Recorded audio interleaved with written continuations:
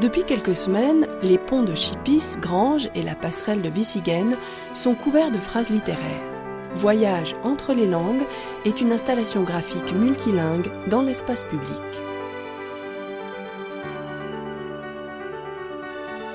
Les montagnes étirent leurs masses pleines dans une majesté qu'il faut leur reconnaître. Le vent seul contredit les papillons, heurte les roses dernières, le vitrail des eaux. Mais la vague de pierre, montagne, reste à jamais figée sur nos têtes. L'idée, elle remonte simplement au départ à l'envie de travailler un patrimoine littéraire avec un espace public. Ça, c'est l'idée de base.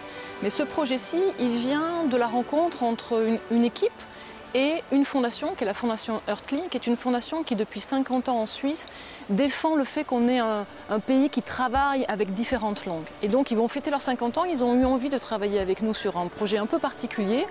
On a eu carte blanche, à partir de là, on a imaginé ce voyage entre les langues. Afin de répondre à la fois à cette demande et à l'enjeu contemporain qu'il soulève, les responsables du projet ont décidé de travailler à partir du patrimoine littéraire suisse en venant l'inscrire dans l'espace public, mais pas à n'importe quelles conditions. La première chose qu'on a essayé de regarder, c'était que ces textes ne soient pas visibles pour les automobilistes afin de ne pas détourner exagérément l'attention. Deuxième chose, on a contrôlé tous les itinéraires de mobilité douce, attenant, de façon à ce qu'ils soient le plus lisibles possible pour les piétons, pour les cyclistes. Donc voilà, on a dû jongler avec ces deux aspects. Peut-être l'intérêt que j'aimerais dire sur ces trois types de ponts, c'est que ces trois ponts de générations complètement différentes. Le pont de Chipis, qui est un pont métallique avec une peinture un peu granuleuse, donc l'artiste a dû vraiment bien contrôler qu'il puisse mettre cette peinture sur ce type de matériaux. Le pont de Granges, qui est un pont des années 80 en béton symbolique, on va dire, de cette période de la construction. Là, on avait un peu plus souci pour un effet, on va dire, buvard, que le béton, qui est quand même un matériau poreux, pompe une partie de l'encre. Donc là, on a dû s'assurer avec l'auteur du projet qui nous donne cette garantie que non, en fait. Et puis enfin, la passerelle piétonne de Wissigen derrière nous, donc c'est une passerelle communale. Et là, c'est une passerelle beaucoup plus récente, elle est 2001. Et on voit au niveau aussi de la conception ce caractère, on va dire, beaucoup plus moderne au niveau de l'ouvrage, mais peut-être un peu plus facile au niveau des inscriptions, étant donné que c'est un métal lisse, en fait. Toute la structure est lisse.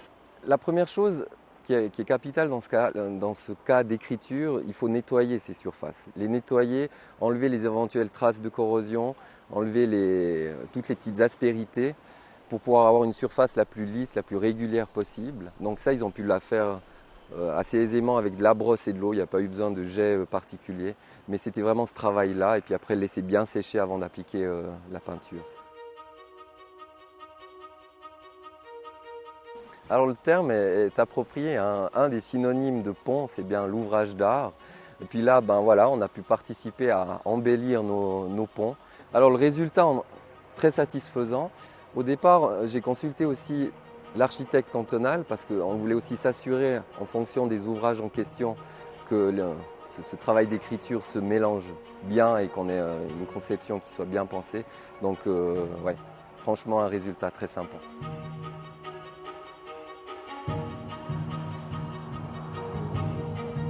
Faut que je fasse gaffe à tes cordes.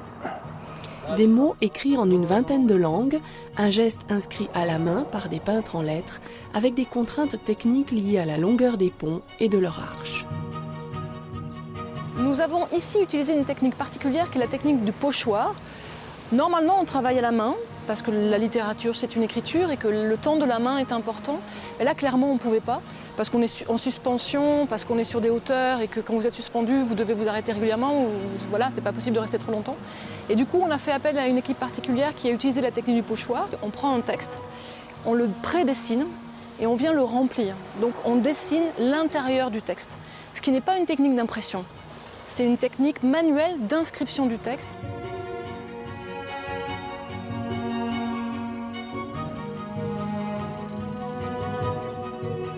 Ouais, on va attendre un chouille là. Je vais coller le reste. On va laisser sécher celle-ci. Et puis on va attendre voir ce que ça donne dans 2-3 minutes. Parce que là, c'est pas bon. Là, il faut encore du rouge.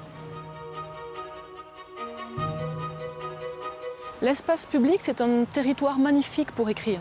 C'est un territoire qui n'a que deux formes d'écriture aujourd'hui, les écritures publicitaires qui sont incitatives et les écritures liées à la ville qui sont indicatives, les panneaux d'interdiction.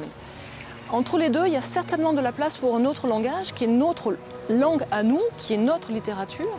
Et donc le jeu, c'est de venir créer de la rencontre sans être invasif, sans être trop bruyant, mais simplement permettre que tout d'un coup le texte soit là où on passe le matin, où on passe le soir, et par hasard, on va créer une curiosité.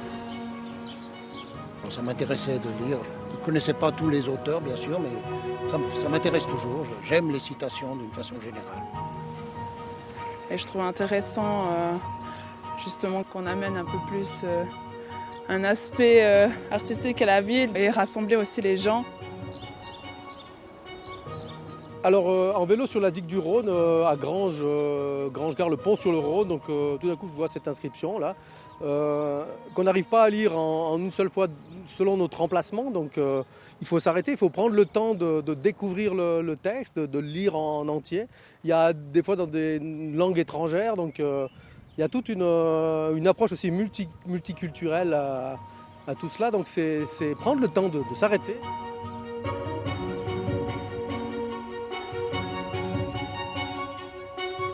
Des auteurs qui ont passé leur vie à nous écrire et qu'il faut qu'on les prenne avec nous. Et quand un politique dit « je prends », parce que vous amenez un projet qui me permet de travailler la littérature autrement, parce que je ne sais pas très bien comment la travailler sinon, ça me donne la certitude que ce pays sait encore qu'il a une richesse qu'il peut exploiter, qui sont tous ces textes.